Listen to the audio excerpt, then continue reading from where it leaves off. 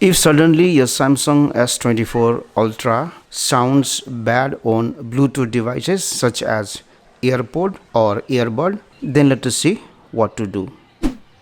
Go to settings here. Go to this option sounds and vibration. Go to sound quality and effects. And here go to equalizer and select balanced. Go back, and if you have enabled Dolby Atmos, disable it. So once you do this one, check if the Bluetooth devices sounds better or not. The other thing that you can do is you can go to settings here, go to connections, go to Bluetooth.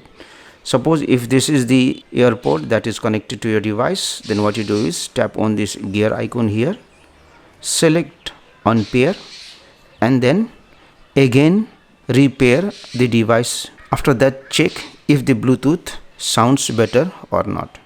Thank you for watching this video. Please comment in the box below if this video solved your issue.